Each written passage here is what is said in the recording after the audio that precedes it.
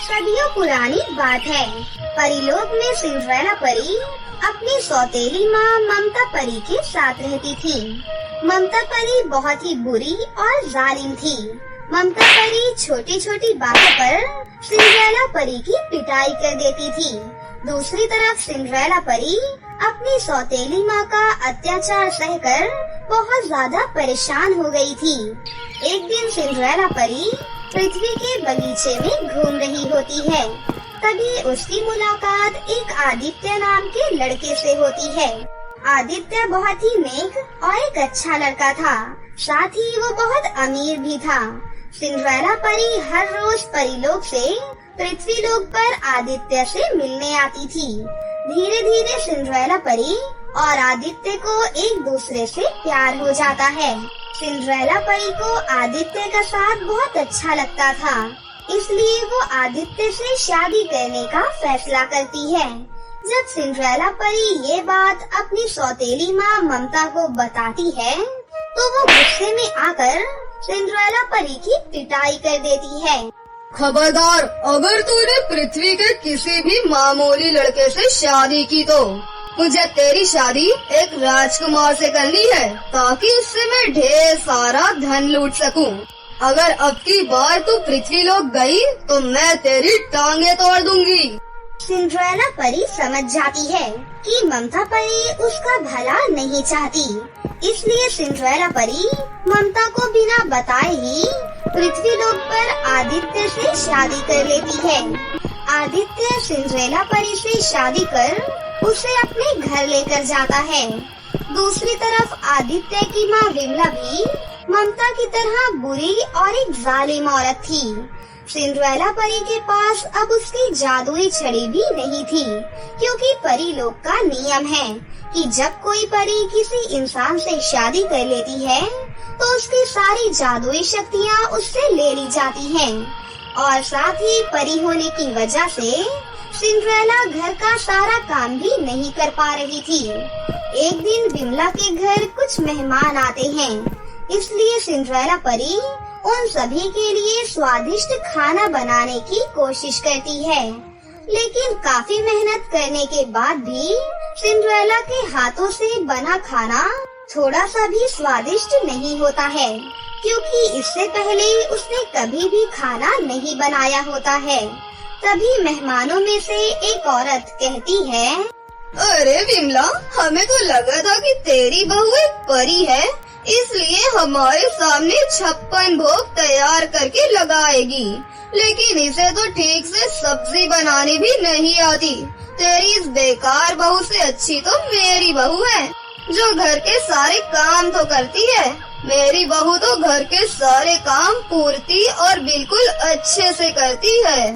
इस तरह अपनी बेइज्जती होते हुए देखकर विमला को बहुत गुस्सा आता है और वो मेहमानों के सामने ही सिंड्रेला परी को डांटना शुरू कर देती है।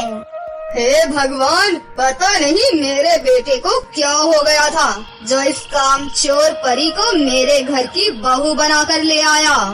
उसके बाद विमला मेहमानों के सामने ही सिंड्रेला परी को 3 थप्पड़ लगा देती है।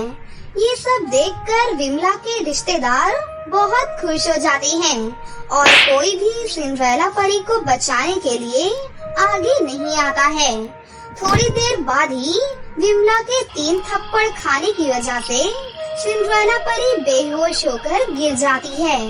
तभी वही दूसरी औरत कहती है, अरे विमला, तेरी बहू तो कामचोर के साथ साथ बहुत कमजोर भी है, जो 3 थप्पड़ में ही बेहोश हो गई। अरे ऐसा कुछ भी नहीं है, ये बस ड्रामा कर रही है। मैं तो कहती हूँ तुझे इसकी और पिटाई करनी चाहिए, तभी इसकी अकल ठिकाने आएगी। हाँ। विमला के कान भरकर वो दोनों औरतें वहाँ से चली जाती हैं। रात को जब आदित्य घर वापस आता है तो सिंड्रेला परी रोते हुए उसे सारी बातें बताती है। आदित्य, आज घर में माँ की जो 2 सहेलियाँ आई थी, तो मुझे खाना बनाना नहीं आता था, लेकिन फिर भी मैंने कोशिश की और मुझसे खाना अच्छा नहीं बना। उसके बाद माँ जी ने सबके सामने मुझे बहुत डांटा और मेरी पिटाई भी की। सिंड्रेला परी की बात सुनकर आदित्य अपनी माँ पर नाराज हो जाता है और गुस्से में ही अपनी माँ के पास जाता है। लेकिन विमला आदित्य को भी पीटकर चुप करवा देती है, क्योंकि वो भी आदित्य की सौतेली माँ थी और उसने बचपन से ही आदित्य को डरा धमका कर रखा था। इसलिए आदित्य उसे कुछ भी नहीं बोल पाता है। इस तरह उस घर में सिंड्रेला परी का जीना हराम हो जाता है और वो उदास रहने लगती है। लेकिन बेचारी सिंड्रेला के पास अब कोई भी दूसरा रास्ता नहीं था, इसलिए वो चुपचाप विमला के अत्याचार सह लेती थी। एक दिन सिंड्रेला परी घर से बाजार की तरफ जा रही होती है, तभी उसे एक गमले में से रोने की आवाज आती है। उस गमले में एक पौधा था जिसमें एक मुरझाया हुआ फूल लगा हुआ था। पौधे को इस तरह रोते हुए देखकर सिंड्रेला परी को बहुत आश्चर्य होता है और वो उस पौधे से कहती है, अरे क्या हुआ पौधे, तुम इस तरह से रो क्यों रही हो? अरे देखो, मैं पूरी तरह से मुरझा गया हूँ। मैं यहाँ से आते जाते हुए लोगों से मदद मांगता हूँ, लेकिन कोई भी मेरी मदद नहीं करता। अगर मुझे जल्दी ही पानी नहीं मिला तो मैं पूरी तरह से सूख कर मर जाऊंगा। उस फूल की बात सुनकर सिंड्रेला परी एक मटके में ढेर सारा पानी लाती है और उस पौधे में डाल देती है। पौधे में पानी जाते ही वो फूल पूरी तरह से स्वस्थ हो जाता है और पहले की तरह खिल उठता है। तभी वो फूल का गमला एक जादूगरनी के रूप में बदल जाता है। तुमने मेरी मदद करके मुझे श्राप से मुक्ति दिलाई है, इसलिए मैं ये जादुई लाल फूल तुम्हें देती हूँ। ये जादुई लाल फूल तुम्हारी सारी इच्छा पूरी करेगा, साथ ही तुम्हें हर मुसीबत से भी बचाएगा।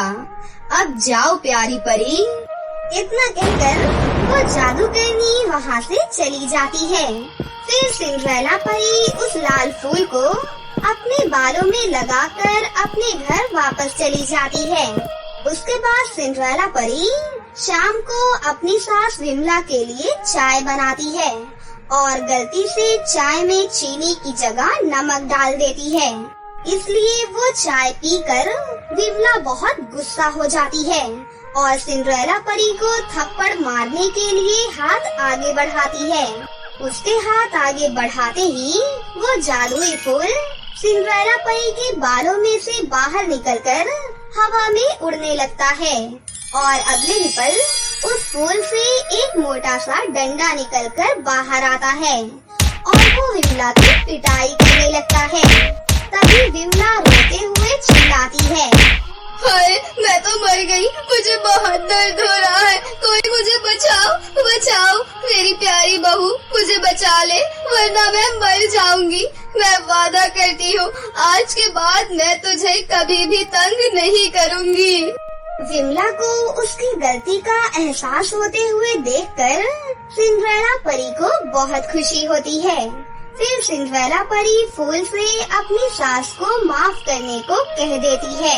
सिंड्रेला परी के इतना कहते ही वो डंडा वहाँ से गायब हो जाता है और सब कुछ ठीक हो जाता है। उस दिन के बाद से विमला पूरी तरह से सुधर जाती है और सिंड्रेला परी के साथ बहुत अच्छा व्यवहार करने लगती है। इस तरह जादुई फूल की वजह से सिंड्रेला परी की जिंदगी बदल जाती है और सिंड्रेला परी अपने पति और सास के साथ अपनी जिंदगी जीने लगती है। बहुत समय पहले की बात है। अनन्या नाम की एक लड़की शहर में अपने माता पिता के साथ रहती थी। उसके पिता एक कंपनी में काम करते थे। एक दिन उसकी माँ बहुत ज्यादा बीमार हो जाती है और उसे अस्पताल में भर्ती कराया जाता है। डॉक्टर उनका चेकअप करते हैं। सर, आपकी पत्नी को कोरोना वायरस हुआ है, इसीलिए इन्हें 14 दिन इसी अस्पताल में रखा जाएगा। वैसे इनकी हालत बहुत ही सीरियस है। ये सुनकर उसके पिता सागर बहुत ही घबरा जाते हैं और दुखी मन से अपनी बिटिया को लेकर घर आ जाते हैं। फिर कुछ दिनों बाद उसकी माँ की अस्पताल में ही मृत्यु हो जाती है। ये सुनकर दोनों पिता बेटी बहुत दुखी हो जाते हैं। अब सागर घर का काम करता था और उसके बाद अपनी बिटिया को स्कूल भेजकर अपने ऑफिस जाता था और वापस आकर फिर से घर का सारा काम करता था। इसी तरह काफी दिन बीत जाते हैं। सागर भी इतना काम करने की वजह से थोड़ा बीमार रहने लगा था। एक दिन अनन्या की बुआ और फूफा उनसे मिलने आते हैं। अरे साले साहब, आपने ये क्या हाल बना रखा है?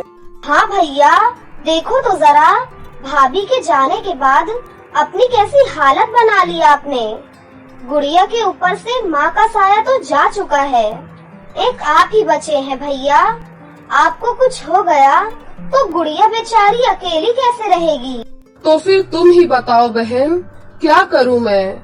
गुड़िया को ऐसे अकेले भी नहीं छोड़ सकता और घर का काम करना भी बहुत जरूरी है और नौकरी पर जाना वो भी तो जरूरी है। अरे साले साहब, आप दूसरी शादी कर लीजिए, गुड़िया को एक माँ भी मिल जाएगी और आपको भी एक पत्नी मिल जाएगी। फिर आपके ऊपर इतना ज्यादा बोझ नहीं रहेगा। हाँ भैया, ये बिल्कुल सही बोल रहे हैं। आप जल्दी से दूसरी शादी कर लीजिए और हमारी नई भाभी लेकर आइए। उनकी बातें सुनकर सागर आस्था नाम की एक औरत से दूसरी शादी कर लेता है। आस्था की पहले से ही एक बेटी थी जिसका नाम माधुरी था। आस्था, तुम्हें तो पता है ना, मैंने तुमसे शादी सिर्फ अपनी बेटी के लिए ही की है। मैं चाहता हूँ कि तुम मेरी बेटी को एक सगी माँ की तरह प्यार करो। जी, आप बिल्कुल भी चिंता ना करें। मैं अनन्या को अपनी ही बेटी की तरह प्यार करूँगी। उसके बाद सागर आस्था और उसकी बेटी को अपने घर लेकर आता है। पिताजी, ये कौन है? बेटा, ये तुम्हारी माँ है। आज से तुम्हें अकेले रहने की कोई जरूरत नहीं है। ये तुम्हें बहुत प्यार करेंगी बेटा।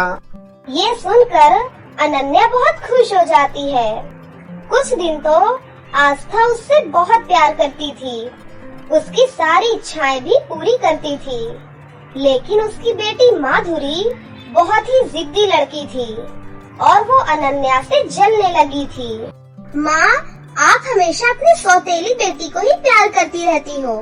मेरे ऊपर से तो आपका ध्यान ही हट गया है। अरे बेटा, मैं ये सब कुछ तेरे लिए ही तो कर रही हूँ। कुछ दिन ये प्यार का झूठा नाटक करके मैं तेरे नए पापा का भरोसा जीत लूंगी। उसके बाद मैं इस लड़की को दूध से मक्खी की तरह निकाल दूंगी और घर की एक लौती राजकुमारी तू ही होगी। ये सुनकर दोनों माँ बेटी बहुत खुश हो जाती हैं और खुशी से नाचने लग जाती है। कुछ दिनों बाद आस्था अपना असली रूप दिखाना शुरू कर देती है। सुन कलमुही, क्या कर रही है तू यहाँ? माँ, मैं थोड़ी देर खेल रही हूँ, लेकिन आप मुझसे ऐसे क्यों बात कर रही हो? आप ठीक तो हो ना माँ? मैं बिल्कुल ठीक हूँ। ये खेलना वेलना छोड़ और चुपचाप अंदर जाकर घर का काम कर। काम? मुझे तो कुछ भी नहीं आता माँ। अगर काम करना नहीं आता तो सीख ले, नहीं तो तुझे आज से खाना नहीं मिलेगा। उसके बाद अनन्या घर के काम में लग जाती है।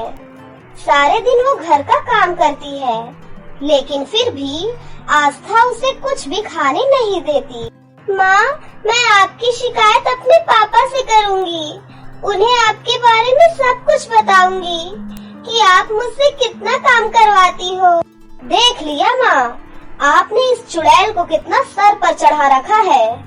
कैसे सरेआम आपको धमकी दे रही है ये। आस्था अनन्या को एक जोरदार चांटा मारती है। कलमुही, तुझे जिससे शिकायत करनी है कर दे। मेरा कोई बाल भी बांका नहीं कर सकता, लेकिन तुझे तो मैं इस घर में अब 1 मिनट भी बर्दाश्त नहीं कर सकती। देखती हूँ मेरे हाथों से कौन बचाता है तुझे। निकल जा मेरे घर से। मैं आपके आगे हाथ जोड़ती हूँ माँ, मुझे माफ कर दो। मैं किसी को कुछ भी नहीं बताऊंगी, घर का सारा काम चुपचाप करूंगी माँ, लेकिन मुझे घर से मत निकालिए। हाँ तो ठीक है, सुबह से शाम तक घर का काम तू करेगी। और हाँ, कल से स्कूल जाने की भी कोई जरूरत नहीं है, समझी तू? अनन्या सुबह से शाम तक घर का काम करती थी, लेकिन फिर भी दोनों माँ बेटी उसे बहुत मारती थी और हमेशा उसे भला बुरा बोलती थी। एक दिन अनन्या का जन्मदिन था। उसने बहुत ही खूबसूरत ड्रेस पहनी थी। वो ड्रेस पहनकर अपनी सौतेली माँ और बहन के पास आती है। माँ, आज मेरा जन्मदिन है। हाँ तो मैं क्या करूँ, मुझे क्यों बता रही है? चली जाए यहाँ से चुपचाप और अंदर जाकर घर का काम कर। वाह माँ, इसने कितनी सुंदर ड्रेस पहनी हुई है। माँ, ये ड्रेस इससे लेकर मुझे दीजिए। ए लड़की, जल्दी से अपने फटे पुराने कपड़े पहन और ये ड्रेस मेरी बेटी को दे। तू इस ड्रेस में बिल्कुल सुंदर नहीं लग रही। नहीं माँ, ये ड्रेस मैं आपको बिल्कुल नहीं दूंगी। ये ड्रेस मेरी माँ की अंतिम निशानी है। देखो तो माँ कैसे जिद कर रही है। इसकी पिटाई करो और इससे छीन कर ये ड्रेस मुझे दो। देख लड़की, प्यार से बोल रही हूँ, ये ड्रेस मेरी बेटी को दे, नहीं तो तेरे साथ अच्छा नहीं होगा। नहीं माँ, मैं ये ड्रेस किसी को नहीं दूंगी। उसके बाद दोनों माँ बेटी उसकी बहुत पिटाई करती हैं और अनन्या से उसकी ड्रेस छीन लेती है। अनन्या अपनी माँ की तस्वीर के सामने खड़ी होकर जोर जोर से रोने लग जाती है। माँ, आप कहाँ चली गई माँ? काश आप मेरे साथ होती। देखिए ना माँ, इन दोनों ने आपकी आखिरी निशानी भी मुझसे छीन ली माँ। तभी वहाँ पर अनन्या की असली माँ प्रकट हो जाती है। मेरी प्यारी बिटिया, मुझे माफ कर दे बेटा, मुझे इस तरह तुझे छोड़कर जाना पड़ा। माँ, देखो ना, ये सौतेली माँ मेरे साथ कैसा व्यवहार करती है। मुझसे घर का सारा काम कराती है, बदले में मुझे खाना भी नहीं देती। माँ, आप बहुत अच्छी थी, ये माँ बहुत गंदी है। कोई बात नहीं बेटा, मैं अपनी बेटी पर किए गए अत्याचार का बदला जरूर लूंगी। उसके बाद उसकी माँ अपनी जादुई साड़ी प्रकट करती है। हे जादुई साड़ी, इस दुष्ट औरत को सबक सिखाओ और मेरी बेटी की रक्षा करना। इतना कहकर उसकी माँ वहाँ से गायब हो जाती है। उसके बाद जादुई साड़ी उसकी सौतेली माँ के पास जाती है और उसकी खूब धुलाई करती है। फिर थोड़ी देर में माधुरी वहाँ पर अनन्या की ड्रेस पहनकर आती है। मम्मी, ये देखो मैं कैसी लग रही हूँ।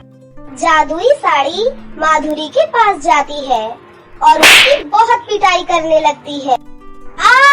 माँ, ये क्या हो रहा है माँ? ये साड़ी हमारी पिटाई क्यों कर रही है? पता नहीं बेटा, मैं तो आराम से बैठी हुई थी। ये साड़ी मेरे पास आई और मेरी पिटाई करने लगी। मत मारो हमें, बचाओ हमें कोई। उनकी आवाज सुनकर अनन्या वहाँ आती है। नहीं माँ, इनको मारना बंद करो, इन्हें माफ कर दो। तभी जादुई साड़ी रुक जाती है। उसके बाद जादुई साड़ी से अनन्या की असली माँ प्रकट हो जाती है। तुमने हमेशा मेरी बिटिया को परेशान किया है और उसके साथ हमेशा सौतेला व्यवहार किया है और आज इसी की वजह से तुम बच गई हो, नहीं तो मैं तुम्हें आज सीधा ऊपर पहुंचा देती। हमें माफ कर दो बहन, हमसे बहुत बड़ी गलती हो गई। आज से हम कभी भी इसे परेशान नहीं करेंगे। बिटिया, अब मैं चलती हूँ और इस जादुई साड़ी को मैं यहीं छोड़कर जा रही हूँ। ये हमेशा तुम्हारी रक्षा करेगी और तुम्हारी सारी मनोकामनाएं भी पूरी करेगी। इतना कहकर अनन्या की असली माँ वहाँ से गायब हो जाती है। उसके बाद से दोनों माँ बेटी सुधर जाती है और अनन्या के साथ अच्छा व्यवहार करती है। अनन्या को अगर कुछ भी चाहिए होता था तो वो जादुई साड़ी से मांग लिया करती थी और वो जादुई साड़ी पर बैठकर आसमान की सैर भी करती थी और गरीब लोगों की मदद भी करती थी। उसके बाद सभी लोग हंसी खुशी अपनी जिंदगी जीने लगते हैं। पटना के बरखापुर नाम के एक गांव में तिवारी नाम का एक गरीब आदमी रहता था। तिवारी अपनी बेटी अर्चना और बीवी कमला के साथ रहता था। तिवारी जंगल से लकड़ियां काटकर उन्हें बाजार में बेचा करता था। उसी से उनके घर का गुजारा चल रहा था। लेकिन कुछ ही समय बाद अर्चना की माँ बहुत ज्यादा बीमार हो जाती है और वो बीमार हालत में तिवारी से कहती है, सुनिए जी, मुझे लगता है कि अब मेरा अंतिम समय आ गया है। मेरे जाने के बाद आप मेरी बेटी अर्चना का अच्छे से ध्यान रखना। तुम ये कैसी बातें कर रही हो कमला? तुम्हें कुछ भी नहीं होगा। अर्चना का ध्यान तुम ही रखती आई हो और आगे भी तुम ही रखोगी।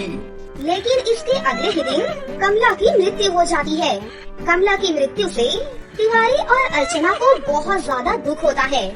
तिवारी किसी तरह अपने आप को तो संभाल लेता है, लेकिन अर्चना हमेशा अपनी माँ को याद करके रोती रहती है। तिवारी से अपनी बेटी का ये दुख देखा नहीं गया, इसलिए तिवारी ने नंदिनी नाम की एक औरत से दूसरी शादी कर ली।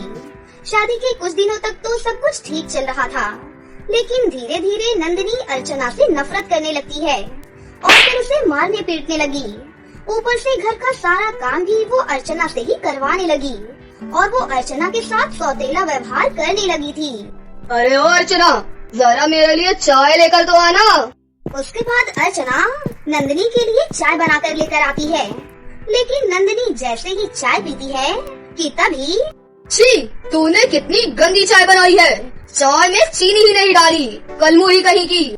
मुझे माफ कर दो माँ, लगता है मैं चाय में चीनी डालना भूल गई। मैं अभी दूसरी चाय बनाकर लाती हूँ, आप थोड़ा सा इंतजार कीजिए।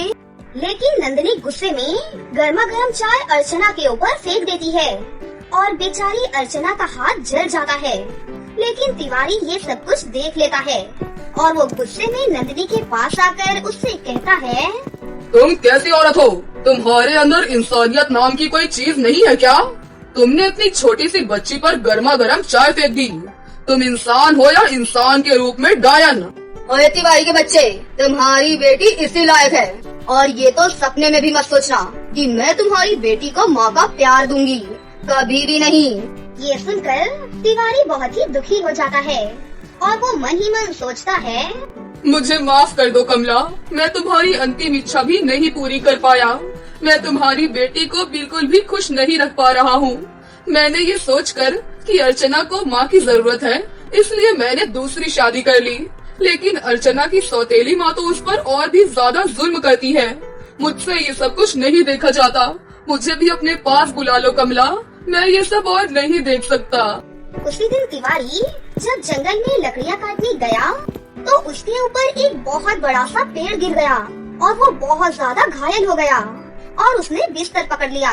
तिवारी के बिस्तर पकड़ते ही उसकी बीवी ने अपना रंग दिखाना शुरू कर दिया।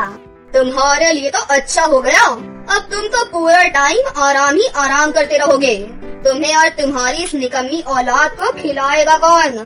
माँ, आप पिताजी को कुछ भी मत बोलो, अब मैं जाऊंगी लकड़ियाँ काटने।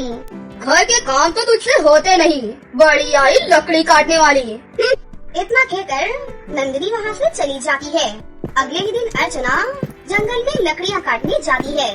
वहाँ पहुंचकर वो एक पेड़ को काटने लगती है कि इतने में एक स्वामी वहाँ पर आते हैं और वो अर्चना से कहते हैं, बेटी, मुझे बहुत तेज भूख लगी है, तुम्हारे पास कुछ खाने को है क्या? स्वामी जी, मेरे पास केवल कुछ फल हैं। इतना कहकर अर्चना ने अपने फलों को स्वामी जी को दे दिया। फलों को खाकर स्वामी जी बहुत खुश हो गए और उन्होंने कहा, बेटी, तुम बहुत ही अच्छे दिल की लड़की हो, लेकिन तुम इस वीरान जंगल में अकेले लकड़ियाँ क्यों काट रही हो? फिर अर्चना स्वामी जी को अपनी पूरी बात बताती है। तुम चिंता मत करो, तुम्हारी सारी परेशानियाँ अब दूर हो जाएंगी। तुम जंगल में और अंदर की तरफ जाना, तुम्हें वहाँ पर 3 जादुई नदियाँ मिलेंगी। उन तीनों नदियों की रक्षा एक जादूगरनी करती है। अगर तुम उससे अपनी तकलीफ बताओगी तो वो तुम्हारी मदद जरूर करेगी। अर्चना स्वामी जी के बताए हुए रास्ते पर जाती है और वहाँ उसे 3 जादुई नदियाँ दिखती हैं। अर्चना जब नदी के पास गई तभी वहाँ पर एक जादूगरनी प्रकट होती है। अर्चना जादूगरनी को अपनी सारी मुश्किलें बताती है तो जादूगरनी उससे कहती है, बेटी, इन तीनों नदियों के अंदर बहुत सारा खजाना है। एक नदी में सोना है, एक में कुछ रुपए हैं और एक में हीरे हैं। तुम तीनों में से किसी एक नदी का ही खजाना ले सकती हो। इसके बाद अर्चना उस नदी में जाती है जिसमें बहुत सारा सोना था। अर्चना नदी से थोड़ा सोना लेकर अपने घर वापस आ जाती है। अर्चना की माँ नंदिनी जब अर्चना के पास इतना सारा सोना देखती है तो वो अर्चना से कहती है, अरे तू इतना सारा सोना कहाँ से लेकर आई? फिर अर्चना अपनी माँ को सारी बातें बताती है। सारी बात जानने के बाद नंदिनी अर्चना को पीटने लगती है और उससे कहती है, कलमुही, तू हीरे वाली नदी में नहीं जा सकती थी क्या? नंदिनी खुश होने की बजाय अर्चना को बहुत मारती है और अगले ही दिन खुद वो जादुई 3 नदी के पास पहुंच जाती है। जब नंदिनी वहां पहुंचती है तो वहां पर जादूगरनी प्रकट होती है और नंदिनी उस जादूगरनी से कहती है, देखिए, मुझे बहुत तकलीफ है। मुझे उस हीरे वाली नदी में जाना है। प्लीज मुझे वहाँ पहुँचा दो। उसके बाद जादूगरनी नंदिनी को हीरे वाली नदी में जाने देती है। नंदिनी जैसे ही हीरे वाली नदी के अंदर जाती है वहाँ उसे बहुत सारे भूत और चुड़ैल दिखते हैं और सभी मिलकर नंदिनी को मारकर खा जाते हैं। और इधर नंदिनी के बिना अर्चना और उसके पिता तिवारी हंसी खुशी से अपनी जिंदगी जीने लगते हैं।